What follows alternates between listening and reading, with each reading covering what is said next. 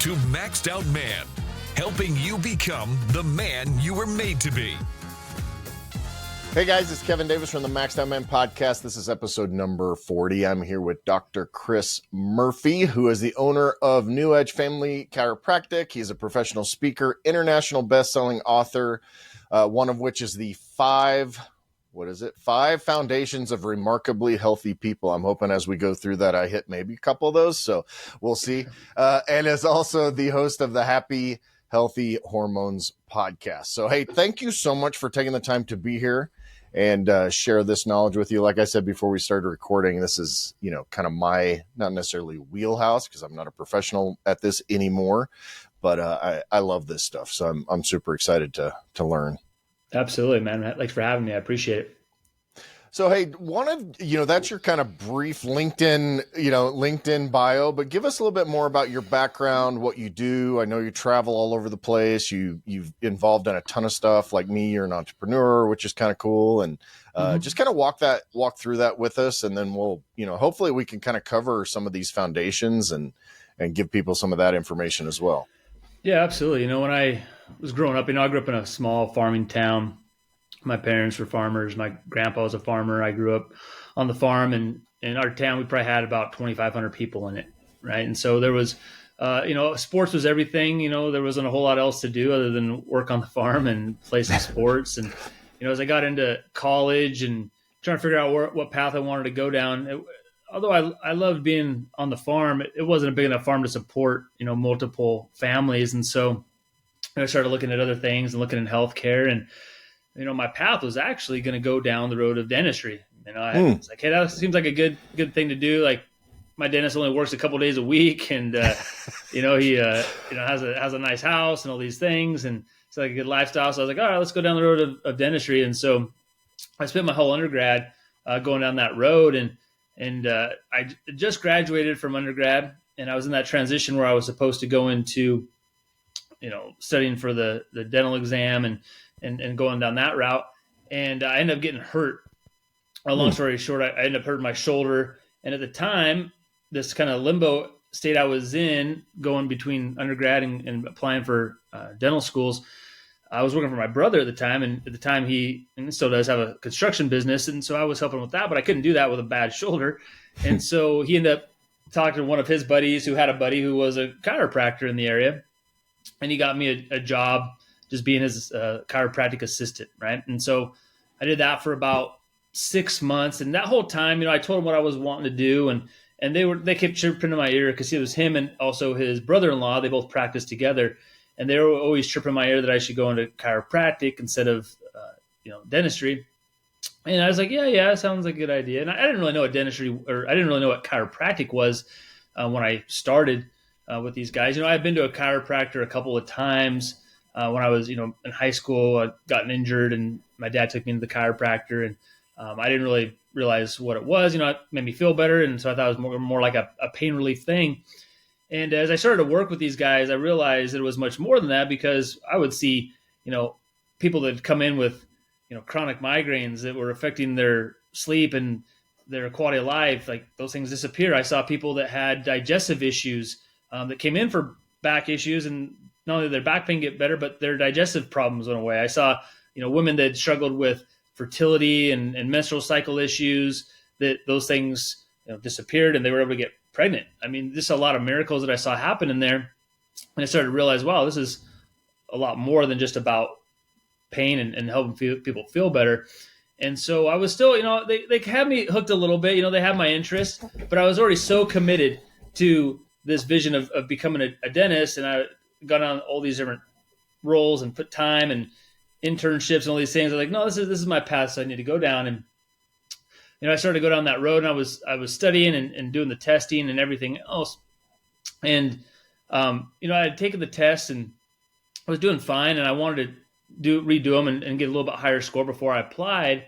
And in that time, the docs had reached out to me again, and at this point, I was starting to question dentistry and if this is really what I wanted to do, just for the fact that one of the things they would always tell me is like, you just really want to look in someone's mouth all day long, and then they started talking about just the quality of life that chiropractors have versus dentistry, as far as not quality of life, but their feeling of being rewarded and their just joy in their work. And at the time, I don't know if this is still true or not, but at the time, dentists had the highest rate of suicide amongst doctors. And so I was like, okay, well, maybe it's not everything it's cracked up to be. And so, long story short, I shifted gears, and I just kind of went on this blind faith, and I didn't really know still what to expect. I just switched gears. Like something just felt like it was pulling me towards that.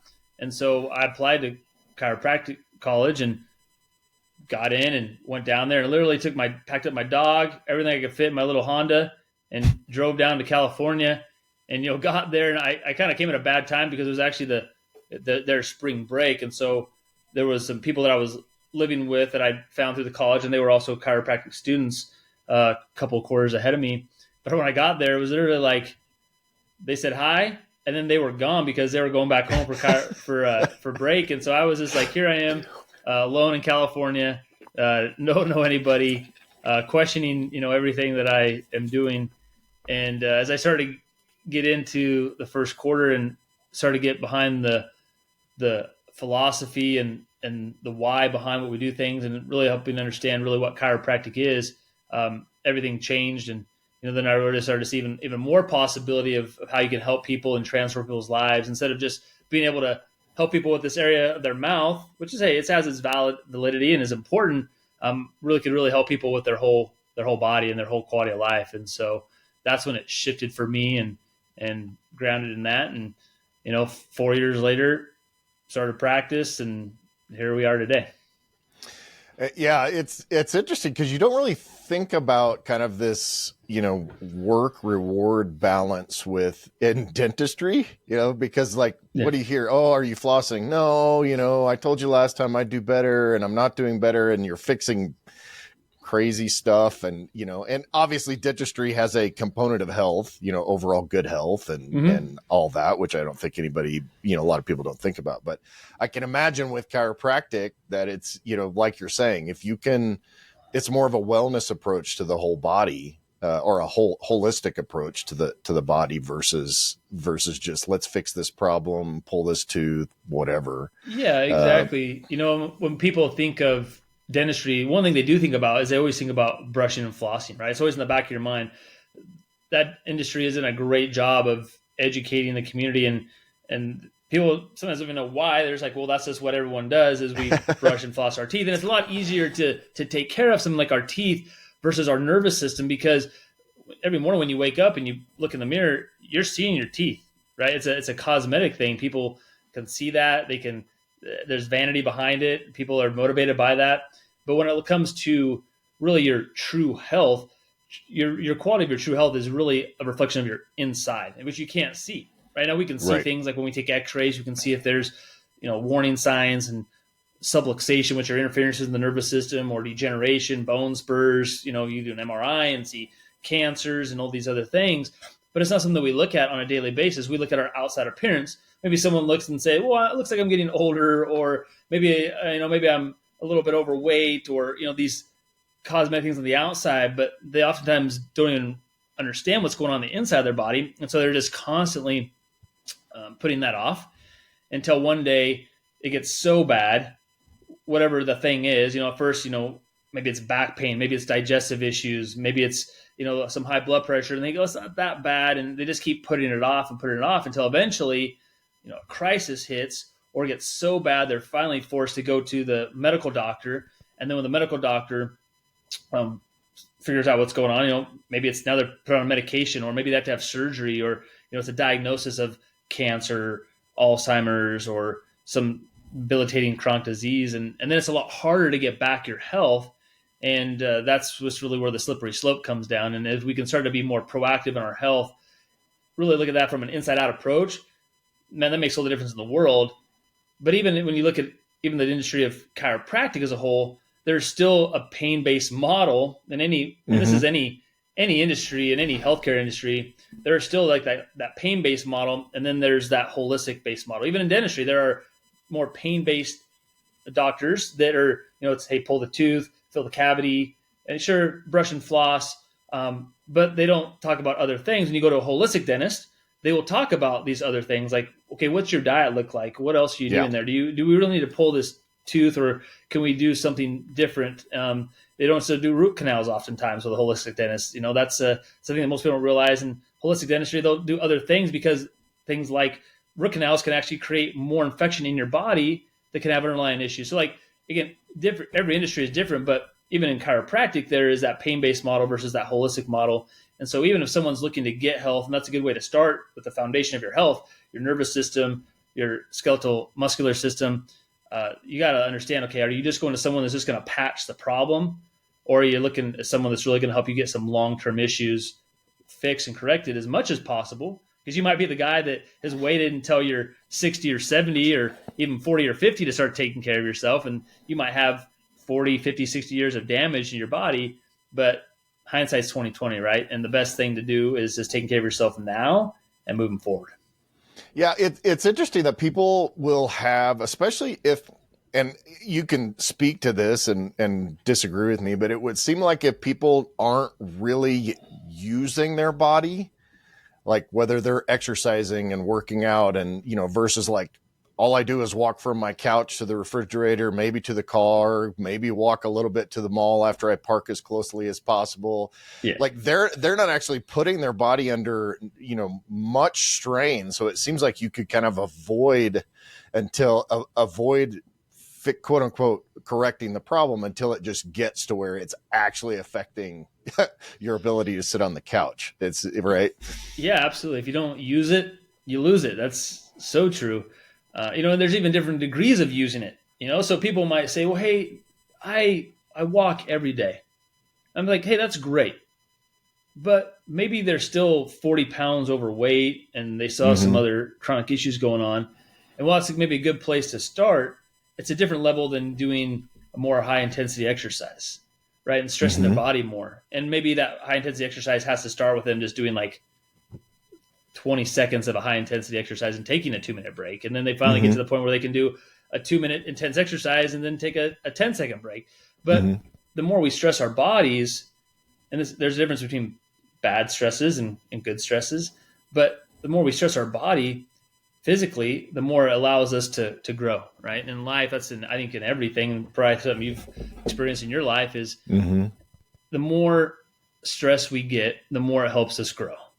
And when stress becomes really chronic, that becomes an issue. But spurts of stress are moments of growth. And so whether it's a moment of emotional stress, some trauma we're going through, some life we're going through, it might be really stressful, but it's there because it's helping us learn and grow and get better from that thing so we can be able to adapt to that stress better in the future. Or when something else comes at us, it's not as stressful or equally stressful, we're able to handle it easier. And it doesn't rock us. And that's really important. And that's even like the activity you're talking about. It's like, hey, walking, great place to start. Then maybe push yourself from there, because the more you're able to push yourself, the more you're going to be able to grow physically, mentally, chemically from those things. And life will just be better. Not that you have to be an elite athlete to be optimal health, but hey, the more you can push yourself in all areas of your life, just the better your life's going to be. Yeah, it seems like that especially, from whoever the loudest voice is telling people, okay, we have the fattest culture in the known world. I don't know what the latest percentage of 65% of Americans are obese. It used to be 50% or so. Like, number's probably about 50 now. Yeah. Yeah. So 50% of us are not like overweight, but like chronically obese. And so what the quote unquote experts say is, well, get out and walk 20 minutes, 3 days a week, which, like you said, is better than nothing, but it's at the same time that burning maybe 200 calories if you're a big person. Yeah, you go eat an Oreo or an extra pat of butter, then that calorie deficit is completely negated. As someone, I actually did a video the other day, just a short form video where I talked about, I'm 50, I've been lifting weights since I was 16. And I talked about, is being sore kind of a function of being active? And I basically, my stance, again, you feel free to disagree, is it is kind of like that delayed onset muscle soreness and all of that. I think the body is amazing. And going back to what you were saying about stressing your body, the body's been designed in such a way that's just completely amazing. Because if you put additional stress on your system, your body is broken down, not completely, but at a microscopic level. And then what does it do? It literally builds you up so that you can face those again with the next time. So I think and that's with stressing and everything too. No, absolutely. I totally agree with you. If we're not growing, we're dying, in every other area of your life, and some people put really heavy focus on one area of their health. Maybe it's nutrition or maybe it's exercise, but they're forgetting those other foundations that we teach our patients. One of those being things like, we have the 5 foundations. It's function, which has to do with the nervous system and making sure that's functioning well, because that controls every organ, every tissue, every cell in your body. That communication is huge. We talk about food, which you were just talking about, right? We talk about fitness, which you were just talking about. But there's also filter, which has to do with toxins. We live in a day and age where toxins are rampant. I mean, we have the government spraying chemicals in the air to control clouds and weather. We have everything we eat that has a pesticide in it. I mean, right now, if you tested any single person in America's blood, about 90% of people have glyphosate in it, which is the active ingredient that creates so many problems with people's health, and Roundup, right? Yep. And so, I mean, that's huge. And that's just a couple of things. I mean, we talk about our food, our air, our personal products. We have to be really diligent, and we can't hide from those things. And even if you lived in a bubble, or under a rock, you couldn't hide from it because you're going to get exposed somehow. But we just have to be diligent. Yeah, because it's under the rock in the soil. Yeah, exactly. And I always joke about that because in our area when I talk to patients, because we live in an area where there's an area called Hanford that's really close in Hanford, Washington. That's where they developed the nuclear bomb and did all this stuff. And so there's a lot of cleanup from that. And so I always tell people, I'm like, hey, you can't even hide under a rock around here. You're going to be radioactive, right? So there's just so much, but we can't paralyze ourselves and paralysis and just do nothing, but we can do things that are going to make a big difference in our life. So we can help lower that toxic load in our body. And then there's also the big one, which is really freedom. And that's our last foundation, but definitely not the least important.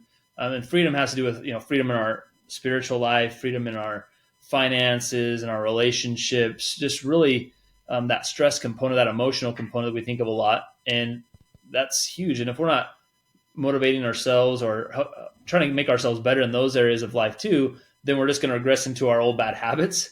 And I got to work on those better than anyone, because man, I can fall back into bad habits really quickly.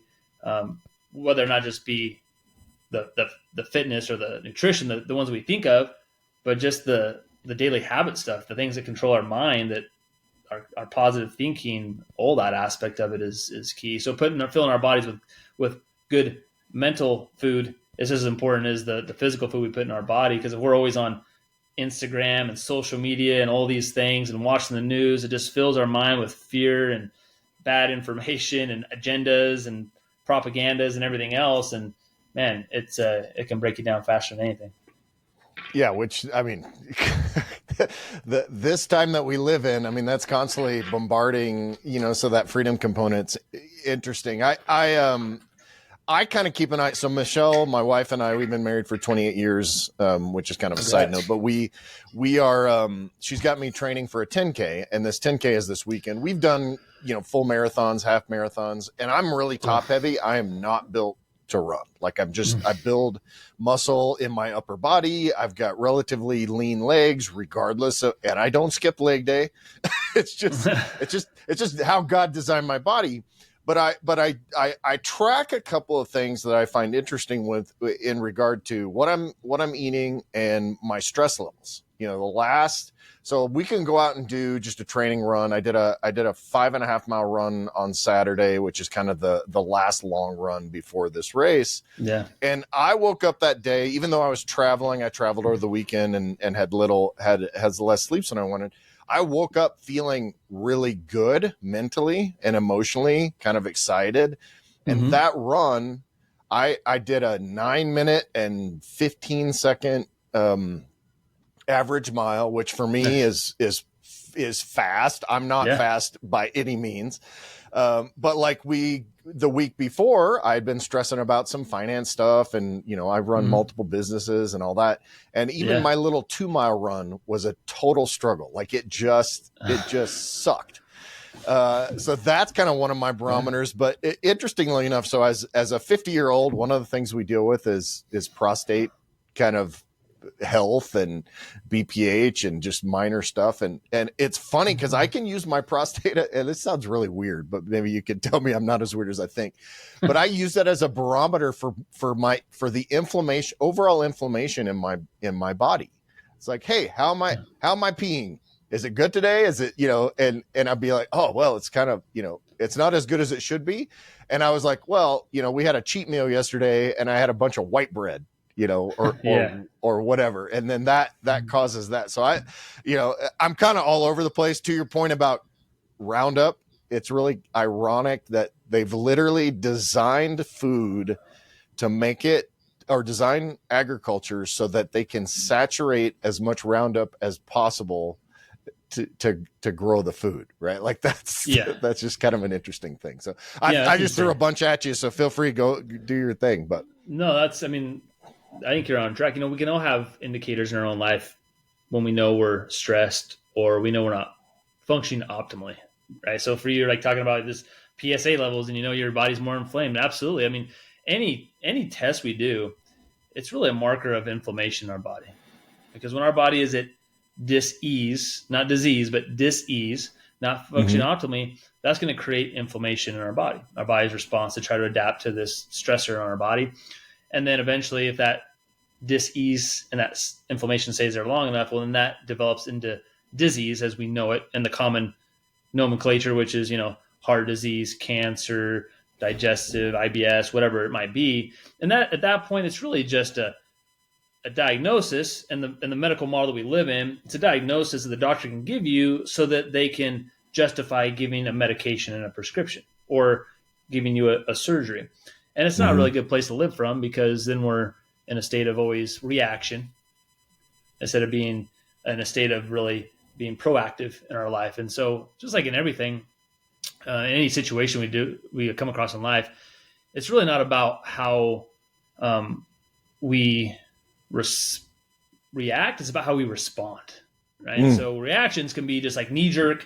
We're going to, maybe it's just something like, I don't know if you have kids or not, but maybe you're so like if you're boy or girl, or I have two girls. They're out of the house, 25 and 23. So that doesn't mean the stress that they create has diminished that much. But. No, right? So it's like, maybe let's say the scenario where, one of your daughters, maybe one day they're in high school, right? And they come home late past their curfew. Maybe it's like an hour past their curfew, and you have a knee-jerk reaction because they broke their curfew. They didn't talk to you. You don't know what's going on. You're upset. That interaction you have with your daughter could be a lot different, and the outcome of that versus how we choose to respond to it. And so if we just react, okay, maybe we're heated, she's heated, we're yelling, there's animosity there, it doesn't end well, and then everyone's mad at each other, and then it breaks down some trust. A little bit, but it breaks down some trust from both parties. Versus if we respond differently and maybe we just ask some good questions, well, maybe we found out that maybe your daughter was late because she got into a situation where people were drinking at a party. She tried to make the good choice and like get her friends out of there and drive them home, and maybe her cell phone battery died or something crazy. And it's like she was actually making the right choices and making good decisions that you had trained her and educated her and wanted her to make, and she was making them, but it was just that response that we had, right? And so two different outcomes just based on how we respond to situations. And so I think that's really important as we're going through our health, making decisions, how we respond to things physically, but also, really more so emotionally. And that's one thing that I think that I have to work on the most is how I respond to situations, because I'm a type A personality, driver, go, cut out the fluff. I don't want to hear the details. Just, get to the point and tell me what's going on.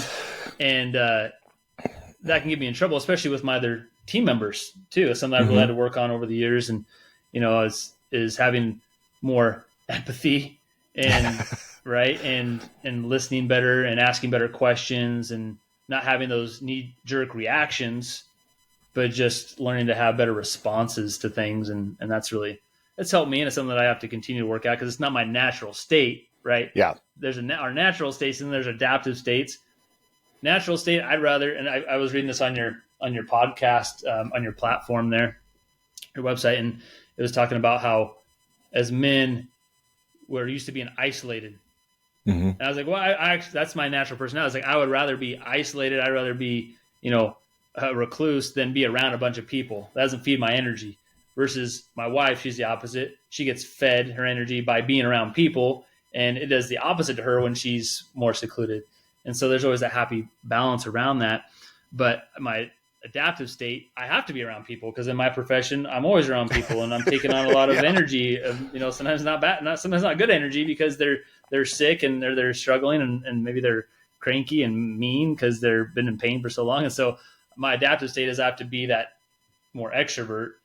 And then when I get home, I can be more of the introvert that I want to be. So I think it's important people understand, like, there are adaptive states, there are natural states. Trying to live in your natural state as best as possible is going to help you with your stress levels. But knowing your boundaries too is really important.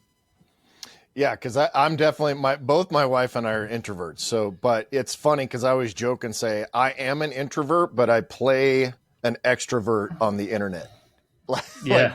I have multiple public facing brands. I help with TV. I do all this stuff that is very most people don't believe that I'm an introvert whenever I tell them, but that's my natural state. Like, we live out in the country.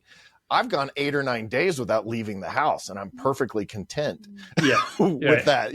Like, that usually involves me skipping church on Sunday or something like that. But in order for me to go that long, but yeah, that's definitely not my natural state. Is I'd rather sit and have this conversation or my wife and I go to dinner with your wife and you and have that versus like I did a training over the weekend that had 15 people in it.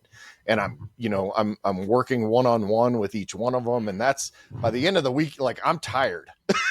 First of all, it was in North Carolina and South Carolina. So I had to fly out there and back in 2 days. But it's definitely not my natural thing. So that adaptive side it's almost like, what we joke and say, put your big girl panties on and just do what needs to be done. But what's the balance with that? Like, how do you, cause I know with me, I can adapt pretty quickly, so I can play that role, put on that role. But then when I get back, I don't regress, and it doesn't take me a week to get back to normal, just because I've learned that strategy. How do you do that? Well, I don't think I have the perfect answer. I think it's probably depend on each individual person, and if it's men or women, that's definitely different. Scenarios on how that happens. I think for us guys, we can bounce back and forth pretty quickly. I think for women, it takes more time for them to kind of adjust back between and kind of re-nest and do all those things. I mean, for me, I just really try to make an effort of taking breaks and take intentional time. Hey guys, thanks for listening to this episode. I hope you're enjoying it and learning a lot. If you're looking for extra help, don't forget that I do offer one-on-one coaching. We can talk through a ton of different issues. I can give you guides, guidelines, and logistical help to help you take that next step or go to that next level in some of the things that you're dealing with in your life. We also have some course content, some guides, and a lot of educational materials over at maxedoutman.com. For the coaching, go ahead and go to maxedoutman.com/coaching. And you can learn about that. And then just go to maxedoutman.com for everything else. Thanks for joining us. Now back to the episode. One thing I learned from my grandfather, my father, and even just that generation is, man, those guys know how to work for sure. And that's where I learned a lot of all my work ethic, probably. But although I really appreciate that, the flip side of that is I see that generation didn't really take a whole lot of time for themselves to enjoy the things that they really are passionate about, or the things that fed them too. And so, I really have made it a point in my life to take time to stop and smell the roses, like experience things and go do some things. Even if that does mean, okay, maybe I'm not making as much money because I'm taking time off from work, money is not definitely everything. Money solves problems, but at the same time, there's a trade-off too. And so it's like, okay, are you sacrificing time from your family? Are you sacrificing time for the things that feed your soul? And you can just push and grind. And a lot of guys are really good at being able to do that and have the perception that it's not wearing them down. And while sometimes mentally it might not be, physically it definitely is. Like there's give and take, right? Like you might take a medication to take away a symptom of a problem you have, but guarantee it's breaking down some other area of your body, and it's going to create some other sin that's going to pop up. So it's just like the leaky boat, right? You can put your finger in one hole, another hole is going to pop up, right? And it's like keeps happening in our own lives. That's really easy to do. So for me, what I do is I just try to take intentional time. I mean, so my wife and I, we're very intentional about planning out not just our day, but our weeks, our quarters, and our year. And so one of the things that my wife and I do on a macro level, I'll kind of do from the macro level and work down if that works for you guys. And so like every November, usually we're pretty consistent in November. Usually we do it over Thanksgiving weekend. Sometimes it goes into the first week of December, but definitely like about a month out before the new year starts is we sit down, we do a little retreat. Sometimes it's just, we go do a little staycation. So we might just get a babysitter and go to a hotel and just close ourselves off, and we will focus on our year. We'll go over what we want to accomplish that year. We review our past year and like, hey, what were our goals as a family, individually as well? What did we hit? What did we not hit? If we didn't hit, okay, did we at least improve from where we were? Was that one thing not really as important in our lives as we thought it was? And so that's why we didn't do it. Why didn't we do it? And just kind of help see, okay, where did we come from this past year? And then, okay, where are we going? And so what are our goals that we want to do? What are some bucket list things we want to maybe check off our bucket list? Or what are some things we want to experience as a family? What are some things we want to accomplish personally? Maybe we're off track on an aspect of our health, maybe working out or some other thing. So what maybe we have a goal around that.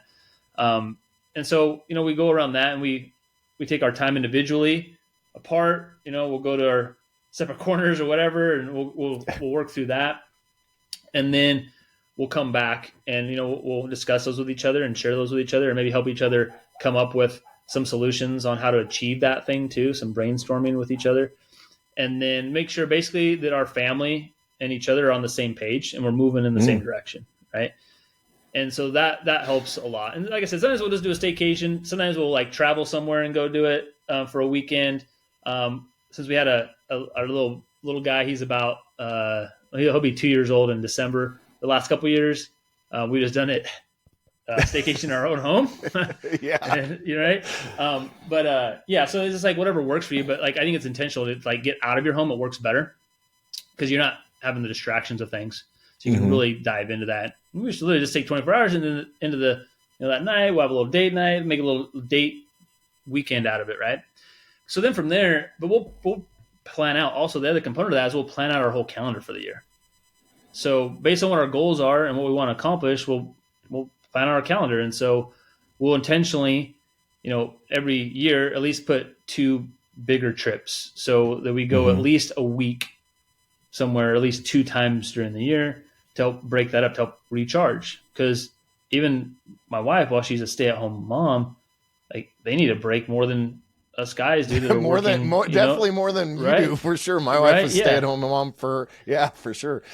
Yeah. And so, we plan out our vacations. We try to take little trips too. So we'll try to block out certain weekends. So basically we try to average it. So about every 6 weeks, at least, that we're taking some kind of little trip. At least twice a year, we're taking a bigger trip. And then also weekly that we have a date night as well, so that we can recharge that aspect of our life as well. And sometimes we combine things. And sometimes it's okay, well, we're going somewhere for a weekend, so we're not going to have a date night that week because we're going out for, a little weekend trip. But just having that balance, that's how I try to do it, is we really try to plan that out, plan out our year, plan out our, our months, our weeks. And then every week we, on Sundays, we sit down and we plan, or not say plan, but we go over our week so we can see how we can support the other one. And we know what the other one's got on their plate too. You know, does the other one have a lot going on and they're going to be more stressed and they need a little extra support, a little extra help? Or, hey, when are we going to do our date night? Because, you know, having kids, you got to be fluid on that, right? Because sometimes you might not get a babysitter on the day you want to. And so it's like just kind of planning those things out. And so we go over that week, and that way there's less surprises during the week. Helps keep the stress level down. Helps us plan better as well. You know, it helps us stay on the same page. We share our calendars together so we know, too, what the other one's going to do. Because, I mean, I don't know about you, but my memory sometimes is about 12 hours. So either way, either direction. So, you know, we might go over on Sunday. Tuesday rolls around, and I'm like thinking about maybe coming home for lunch or something. And I'm like, oh, I better check the calendar. And, oh, sure enough, yep, my wife and little guy, they're off doing something. So if I came home, I'd be coming home to an empty house anyways. So, you know, that'd be the point. Yeah. Yeah. So, so just those kind of things. And it really helps us to stay on track better and just more of a family unit, be more on the same page, move in the same direction. Yeah, I really like that because that kind of expands on, you know, obviously everybody that I know that has a successful marriage does date nights, you know, and that's, you know, something that we do. And it's not out, you know, we're not big on eating out because first of all, it's expensive. Second of all, and I'm cheap. Second of all, it's just, it's for the most part, it's difficult to eat healthily, you know, that way. You know, we like the quote unquote cheat meal, which doesn't, you know, we're not usually going too crazy on that, but like we'll make a date night out of doing our weekly shopping, which sounds really weird, but like just being able to go out and go do those things together and hang out and talk and all that. But I love the planning aspect of it. I'm going to work on integrating that into my own and like you, I mean, you may plan out for the year and all that stuff, and then you may get a speaking gig somewhere where you have to go, and so that you know, I'm sure that changes. Yeah, you got to make audibles in life because, as you know, life happens, and you know, but we got to have a plan because if we don't plan life will plan us, and that's why I really get around this with our patients because if they don't make big rocks in their life for the things that are important to them, then life is just going to fill in with all the little crap that doesn't matter.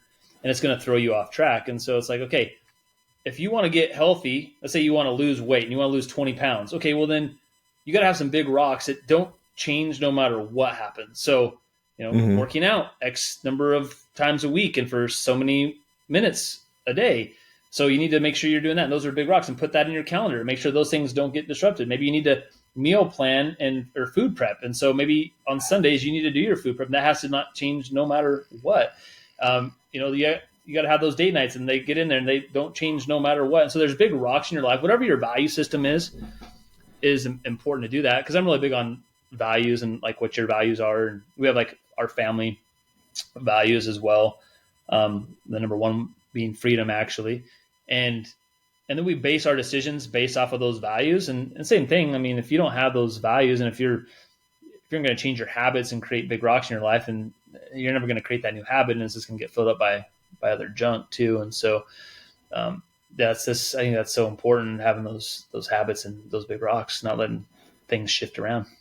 Yeah. I love the idea of the big rock thing. That's something I've never heard before. I really like that because and we're not even honestly like the habit thing is people think, okay, well, I'm going to get in the habit of doing this for 12 weeks, or I'm going to get in the habit until I get to, you know, whatever weight. And then they just go back to the previous lifestyle that they had before. It's something like I work out, I lift weights 5 to 6 days a week. I do cardio every day. Like it's just something, this is part of it's part of your lifestyle. Just part of what I do. I try to, I eat as healthily as I can. I got a little bit of a sugar thing and my wife's a baker. So that's, you know, as a hobbyist. So we kind of deal with that. And the two of us do that. And, you know, I you know, go through all those things, but then, so that's like my baseline rock. But, you know, sometimes I decide, hey, I'm going to do this activity or this trip or whatever it is. And I want to get my body fat down a little bit lower. Right. And so then I have to have a short-term plan to do those things. And so, but it's this foundational. It's okay to be fluid, right? And no one's perfect. And so you got to have a plan though. Like you said, like you got a plan. If you don't have a plan, then you're just wandering through life, and life's you're gonna just move with the waves, right? Instead of like anchoring down, like drilling a dock down like 30 feet into the ocean floor, away, a hurricane could come, but it's not going to move that foundation. It might ding it up a little bit, but it's not going to move that foundation. We were just in Cape Coral, Florida for a couple of weeks, just for a trip to get away. And, I was looking at some of the devastation down there from the hurricane that hit last year. But there's like piers that are just gone, right? Like there's no walkway, boardwalk at all. But guess what's still there? The support beams. Yep. Yeah, those beams. That foundation is still there, and it's just so important. Like even if we get off track, like hey, at least if we have a foundation, we get off track. It's a lot easier to rebuild, right? Versus if those piers didn't even have a good foundation, it just wipe it out. Like I don't remember exactly where we put this pier, right? Like where did we even put the anchors? And so like I think it's the same thing in our life. If we don't start to build a good foundation, and once we get that good foundation, then when we get off track, it's a lot easier to get back on track. I talk about being fluid and having like basically showing yourself grace too, because life shifts. You might have these big rocks, but sometimes life does happen, but it's the consistency about it, right? And that's the intent behind something like what I'm talking about is the consistency. And consistency is where things change. Whether you're doing marketing for your business, it's not about being perfect at it, but having consistency in that marketing. That's what produces your outcomes. Or, when it comes to your health, it's like not that you have to work out every single day for those 12 weeks, but if you're consistent and you're maybe averaging 5 days a week, well, you're probably going to make some changes. Or, you talk about cheat meals. I like to call them reward meals. I think in your life, it's a reward meal because you do really good in some areas of your lifestyle. It's like, it's a reward. And it's like, hey, like you can do those things. You don't have to eat good 100% of the time. It can be 80% of the time. But right now, if it's flip-flopped and you're eating good 20% of the time and 80% of the time it's always your reward meal, then it's, it's a whole different aspect too. And so, like when we did plan this trip where we were going down there for 2 weeks to go on a little vacation, and that was this trip was like the longest consecutive I've ever gone on before. I think it was closer to like 2.5 weeks actually. And that was tough for me because I'm used to always wanting to do something, right? And to just like kind of step back and take that time to like literally just kind of do nothing and unplug is not easy. And, but there's some fluidity in that, right? And so like we had these 2 weeks, and then one of my colleagues called me up probably like a couple weeks before we were supposed to leave and was like, hey, there's this great seminar. It's in Fort Lauderdale. It's like 2 hours away from you. I think you'd really value, you get a lot out of it. And I was like, well, okay, maybe I would like to do that. And it's like at the end of this 2 weeks, so I'm like, okay, maybe I'll do it. So, I talked to my wife about it, and she's like, well, yeah, because then I can go visit my friend in Alabama, and I've been wanting to meet her, and so on the way back. And so, we made an audible, and so we still got like pretty much a solid 2 weeks we did get a solid 2 weeks of vacation in, but then we were able to do some other things too, and it's just being fluid, but we were on the same page with things too. So I think it's, important to just have fluidity in things and give yourself grace. But at the end of the day, you've got to be consistent and hold yourself accountable to that and be honest with yourself and saying, okay, am I really being consistent here? Or am I just giving myself a lot of excuses and letting a lot of excuses build up into things? And I mean, when I was on this trip, I'll be honest with you, I was not on my best game with my health. And people a lot of times will say, oh, you know what? I can't work out because I'm going on a trip. Well, you can. It's just an excuse. Like I probably only in the 2 weeks that I worked out or that I was down there,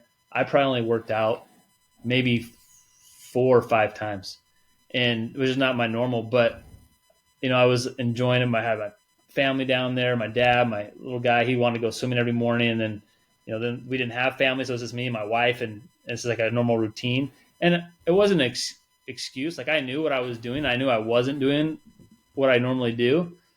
But it was a trade-off that I was willing to do for that short period of time to create an experience with my dad, my son, and myself to just like absorb in that. And at that moment, in my life, I felt that was more important to my health, having that emotional, like building a connection and memories and connections and all that stuff, than getting in a few extra workouts. Hey guys, thanks for listening to this episode. I hope you're enjoying it and learning a lot. If you're looking for extra help, don't forget that I do offer one-on-one coaching. We can talk through a ton of different issues. I can give you guides, guidelines, and logistical help to help you take that next step or go to that next level in some of the things that you're dealing with in your life. We also have some course content, some guides, and a lot of educational materials over at maxedoutman.com. For the coaching, go ahead and go to maxedoutman.com/coaching, and you can learn about that. And then just go to maxedoutman.com for everything else. Thanks for joining us. Now back to the episode. So, and did you kind of have a mental battle at all with like, oh, well, I feel, because what I was telling Michelle last night, I'm like, it's 6 o'clock. I just traveled 3,400 miles in 2 days. I got in at 1 a.m, but at the same, so I'm like, I'm tired. I worked all day, even after getting back really late last night, but it's 6 o'clock and I'm thinking, why do I have this like innate pressure that I put on myself to still be productive, which is kind of, my kids always joke and they're like, I'm pretty sure you're a robot, because I have, like you, very high capacity for productivity and just kind of push. Mm-hmm. But even when I go on vacation, it usually takes me a couple of days to kind of, wind the RPMs back down to more of an idle. It really is funny tough. You're saying that, right before I left on this trip, I was talking to a patient on the table, and her and her husband, they're retired, but they were leaving at pretty much the same time, but they were going for like 5 weeks to Portugal and some other areas there. And she was Nice. asking where I was going. And I was like, is that the longest you've been? I was like, yeah. And she's like, just remember, it'll take you a few days to get into your vacation mode. It always happens. Like I think her husband and her, I think they own their own business and stuff too. Right. And so she knew. And so I thought about it. I was like, yeah, you're right. It usually does take, before you really feel you're like, can relax, it takes at least a couple of 2-3 days before you're like, all right, like the business isn't going to collapse. Like things are going to be fine. But it depends on where you're at in life, I think too, and what your stress levels are, et cetera. I think it's okay with our personalities to still have some things turned on. Like there were a couple of days where I might not have done any business, but I would say most days I was probably doing something, even if it was just like a phone call, check, like maybe tune in with a team meeting, just something, because it helps. Like on the flip side, if it creates more stress in your life, not doing the thing, then you got to have a little bit of that back in, because it helps create some balance in your life too. Because it's like how you're wired.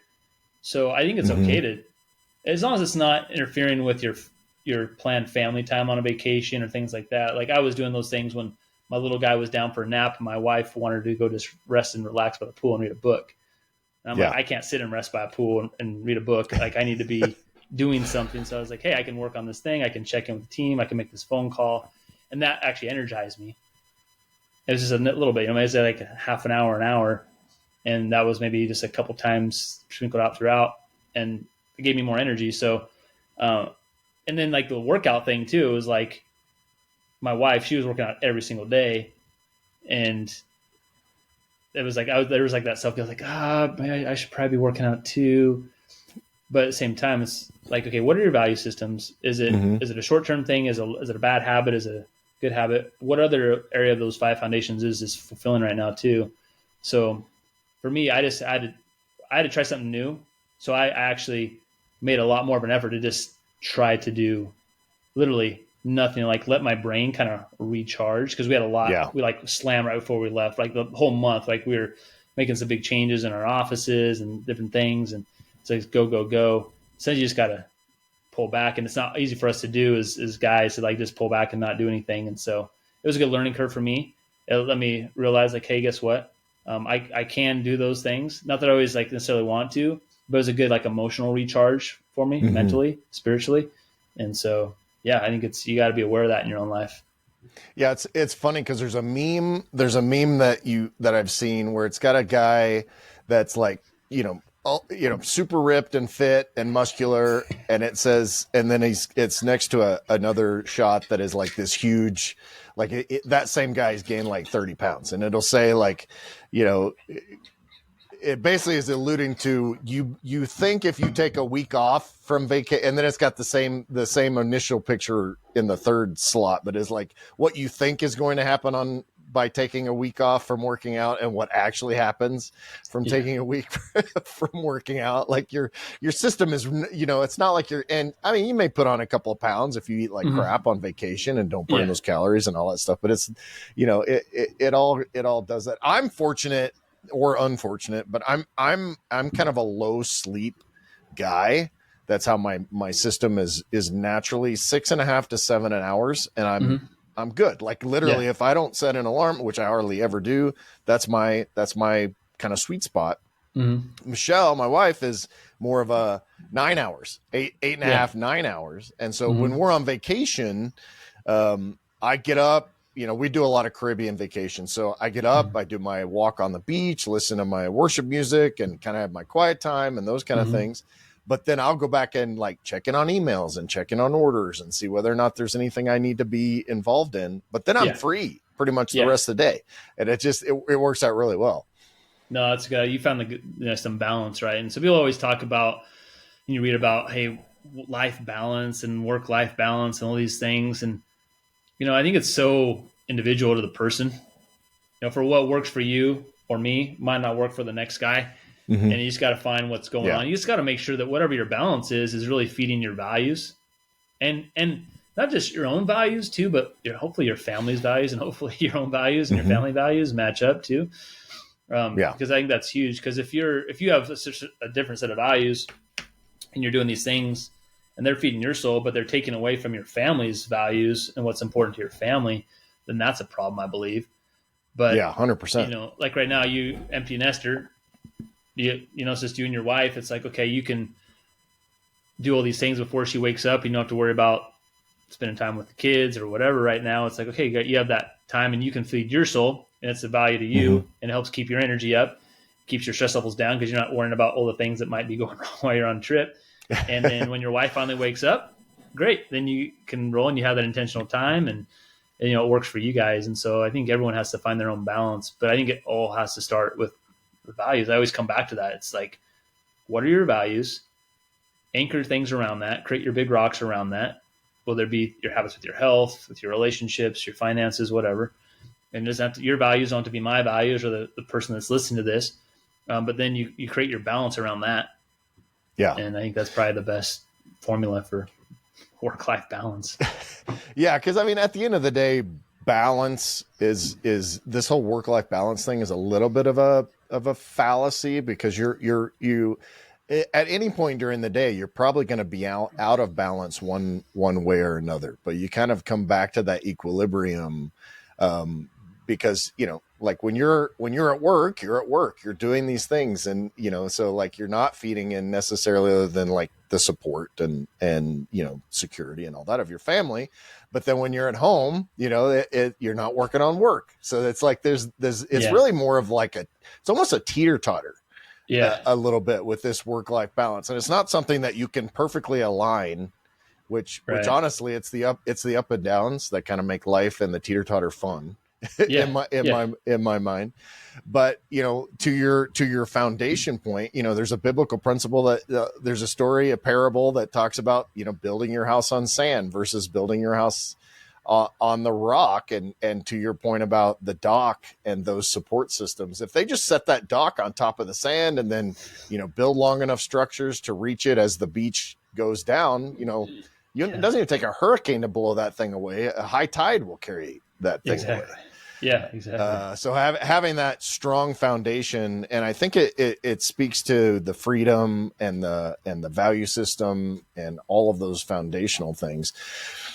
I want to kind of and I want to be respectful of your time, but if you have someone that comes in, one of the things I talk about a lot with Maxed Out Man and just in my own life and just in engaging people is like, you have to, we all have a work with what you've got is kind of where that starts. And let's go from there and try to do more, be better. In my mind, we talk about, be who you were made to be. And I know in your bio, using your God-given talents and blessings to kind of make the most of those things.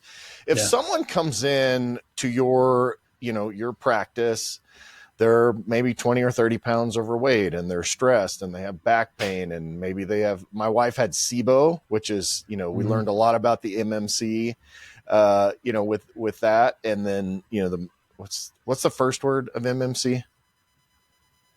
You put me on the spot. I'm drawing a blank right now. Motor complex. It's the something motor complex. Anyway, it's I didn't mean to put you on the spot. Sorry. Sorry. But like all of those things. So if they're facing some of these issues, kind of what is your hey, well, here's what we've got and here's where we start. Because there may be people listening to this that are like, yeah, I definitely need better balance. I definitely need some of those foundational things. I'm curious kind of what you tell people to kind of get them started. We're not here to diagnose and solve these problems, but where would someone just even get started? It's a tough question sometimes in people's situations. For instance, somebody might live in a really rural area and they might not have the same kind of resources as someone that lives in a big city too. With that said though, there's some things you can do in both situations. For instance, if someone's coming into our office, then we're doing things to try to help them get to the cause of their problem. So we always start off evaluating their nervous system, because that's what allows you to adapt to stress, what kind of stress you're in, and that's going to compound into other things. And so a lot of times that can be the reason why you're not able to lose weight, or that could be the reason why you're having the back pain. So we look at that first, and that's where we start with that foundation, right? We start, okay, that's your foundation to your health. Let's see how that is first, because even if you start exercising or eating better or taking some supplements, like it might not do anything just because your nervous system is so stressed out that it can't adapt and do things very well with those other resources you're giving it. And then from there, then we can look at the other aspects of their health. And so, it might be nutrition. We might do some more specific things other than just nutrition or exercise. We might look at their specific things they're dealing with. Maybe it's a gut health thing. They got to start to repair their gut health. And obviously there's nutrition that comes around that. But maybe they have a toxicity issue too. And so maybe we do some testing for the toxicity versus the gut. Those are some big ones, right? And so really we just try to get to the underlying cause and start to rebuild the foundation. And so I won't usually start somebody on a different body system program if their nervous system is shot, and they need to get that first. So a lot of times we'll start there and start to get that functioning better. And then we can start to do the other things and start to get them, the other aspects of their health, the nutrition, the fitness, maybe we need to get toxins out of their body or rebuild their gut health. And so it's just a dance. Now, if someone who maybe doesn't have that access because they don't have a doctor, a holistic doctor like myself around, maybe they have a chiropractor around, but maybe the chiropractor just adjusts and that's it. And it's just more of a pain-based model. Well, then there's a lot of things you can do online too, where you can find docs. I work with people online. I work with people across the country on those types of things too. Because a lot of times it's just trying to figure out, okay, what is the body system that's breaking down the most? And then what can you do to help restore that? And again, not just throwing supplements at it like you would a medication, because a lot of times people get confused by, they're going to take a medication and a supplement. They're doing the same thing. They're trying to cover up a symptom. And that's the reason they're taking that thing. Sure, the supplement's better than the medication because it's not going to have the bad side effects, but still we can get in this same hamster wheel where we're still just treating symptoms and we're never getting anything fixed.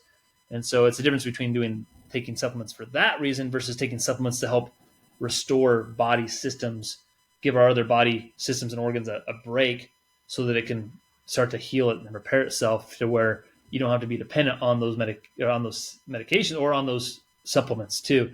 Right. And now there are some supplements I just recommend that everyone be on because we don't get them in the food supply chain like we used to. Like our nutrients is robbed of so much of the vitality that it once had that we just don't get the same kind of superfoods that we used to get from basic foods that we eat today. And so there's essential nutrients that just everyone needs, especially if we live in the part of the latitude that you and I live in. You're only getting the sun. Oh man. Yeah. Midday. First off, you're only getting vitamin D, midday sun, certain times of the year. So right now that's already gone. Even if you're outside the midday, you're not getting that vitamin D like you should be. So vitamin D is one that I recommend for everyone to be on. Omega 3s are another huge one that we don't get, especially because that's so important for brain health and inflammation in our body. Our brain is 60% fat. If we're starving of that, that's a big one too. And so there's just some basic things we should be taking, but then sometimes we got to do some more advanced nutrition for people that have, chronic issues that are going on too. Mm-hmm. Yeah, that's how would so if I'm obviously not in your area, are there certain things that I need to, because chiropractic is one of those things where, like, and I'm sure you face this kind of as an uphill battle in education, but you have the chiropractors that they're trained, but they like you said, they only do adjustments. So they maybe have the little table where they step on the thing and it drops down, and they do their 25 minutes and they go through the same routine with everybody. And then they say, okay, we'll see you next week. And then we're going to keep seeing you for the rest of your life. Mm-hmm. My father-in-law kind of has gone to one of those guys for a really long time. And I'm like, yeah, but you don't exercise, you don't lift weights, you eat like crap, and so, like, why do those things in absentia of all these other, why do chiropractic in absentia? How, like, if I want to find somebody that would at least be closer to the continuum of what you offer, how do I, is there a place to go to kind of find that, or Google search words, or things to look at on their website? Yeah, it's tough because, you're right. Like, when you go into a chiropractic office, you don't know what you're going to get. It's all around the table, and that's one of the downfalls of our profession, is that there's so much variety in what holistic health is, and the chiropractic is this, you never know what you're going to get exactly when you go into a chiropractor's office. And so there are some things you can look for sure. Like, if you're just looking online and looking at their website or asking them questions, I mean, number one is you want to find somebody particularly that does x-rays, especially like pre and post x-rays, because that's a sign right there that they're looking at the inside. They're not just guessing what's going on the inside of your body. So they're already taking a more internal look at what's going on, and they're looking for an outcome. So a pre and a post, right? Versus just taking the pre to find, oh yeah, there might be an issue going on and this is why you should do it. But then, are they really delivering on the goods, right? So that's a thing right there. And then obviously too, you can look on their website and, okay, do they incorporate other things that you're wanting? I mean, are they talking about nutrition and exercise, or taking more of a holistic approach to things too? If that's what you're looking for, well then, usually that's going to be pretty apparent. Or you can just even ask them too, right? And like, no, we just do adjustments and we don't take x-rays, and hey, that's fine. Nothing wrong with that. But if you're looking for that other level to get to in your health, that's huge. And then, do you have to go to a chiropractor for the rest of your life? That's a question I get a lot. And I always ask people a counter question, which is, hey, do you need to eat healthy the rest of your life? Do you need to exercise the rest of your life? Do you need to brush your teeth the rest of your life? And everyone always answers yes to those things. Mm-hmm. And the real answer isn't yes. The answer is actually no. You don't have to do any of those other things, only as long as you want the benefit of those things, right?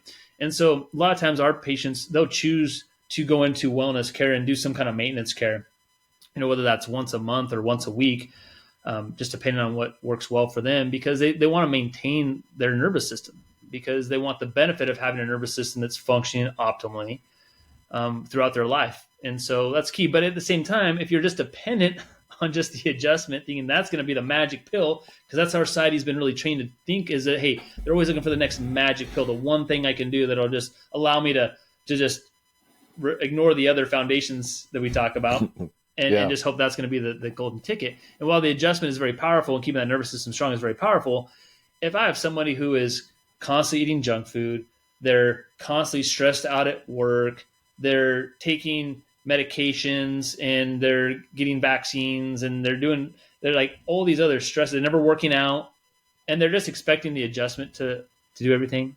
And that's a tough uphill battle, right? And it's like, I could adjust that person until they're blue in the face, and we might get some changes with them, but eventually, man, that's good. They're going to hit a wall, or they're just going to regress backwards and they're going to develop some disease. So in anything, we don't have to do any of the 5 foundations of health, only as long as we want the benefits of those things. And that's why I say those 5 foundations are not a buffet line. Like, you can't just pick and choose what you want and expect right. The best results.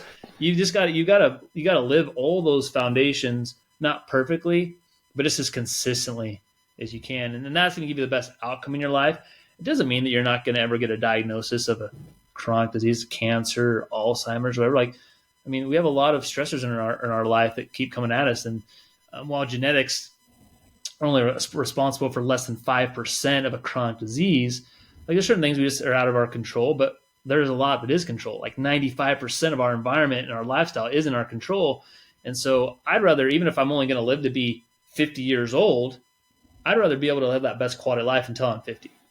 Right? I don't want to live. If, 100%. like someone's like, "Hey, Chris, you can live to be 50 and have an amazing quality of life and do all the things you want to do up to 50, or you can live to be 80, have an extra 30 years, but those next 30 years you're going to have poor quality of life. You're going to be limited. You're not going to be able to do the things you enjoy, but you're going to be alive. Like you have a pulse." I'd choose the live to 50 and have the quality of life every time. And in our society, you see it a lot. Us guys especially will push, trying to make a living, trying to save all this money, have all these things to get to retirement, having this nest egg, but we've neglected our health and all these other things in our life. And then I see patients all the time. They spend those next however many years I have left trying to get back their health, and they're spending all their wealth trying to do that. So it's counterproductive. So yeah, and they haven't. I'm more of and I kind of went through a situation in my own life and my own family, and I was blessed to kind of turn all that around to where it's like money and wealth and success. Those are a component to help me live a life, not the other way around. And yeah.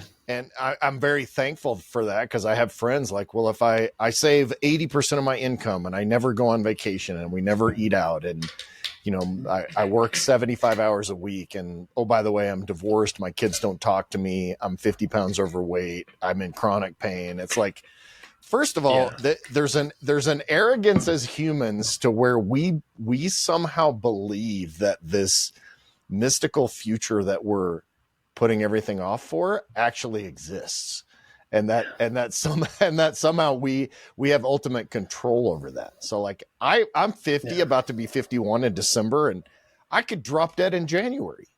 Yeah. So like, am I doing the things today to live the life that I've been given and make the most of it? Not recklessly, but make the most of it with my health and nutrition and all mental health and spiritual and marriage and kids and all of those things. Yeah. Because I don't know if I may live to 100. Both my grandmothers were 102 years old. Both of them were fit and happy, and their bodies just wore out after a while just because of the miles. Yeah. But like, I want that. My 92-year-old neighbor is cutting firewood today. I can hear him out there with his chainsaw. Yeah. Like, I want that. I don't want to be 60 and feel like crap. So I think that's a great philosophy that you're talking about. Yeah, absolutely. I think that's key. This last week, we went on this trip, and my parent-in-laws, they were supposed to come on this trip with us. And my mother-in-law did end up coming for a few days, but only for a few days of this bigger trip. My parents were able to come for like a whole week with us. And the thing is her husband was having health issues and wasn't able to come. And then she felt bad because she didn't want to leave him for very long or whatever, and came for a few days. And the same couple, they're in their second marriage. And so, he had a wife that he took care of for years that was sick, and she finally passed away. And then he met my mother-in-law, and then they got married maybe like 4 or 5 years ago. And they're both retired. Like basically within a year of them getting married, they retired, and worked hard. He took care of his wife. Like literally, she was like disabled for years and years. And then he was taking care of her parents, who are also elderly and having issues too. And so just like work, serve these other people, do these things, and never took the time for himself. And my in-laws, they talked about wanting to go to Hawaii, right, and go travel and do these things. But here they are 4 years later, still haven't taken that trip to Hawaii. Now he's having these health issues. They don't know what's going on with him, and they're already missing out on family things because of his health, right? And it's like not taking the time to, like you said, live life as we go through it, not waiting until we get to a certain point in life and then enjoying life.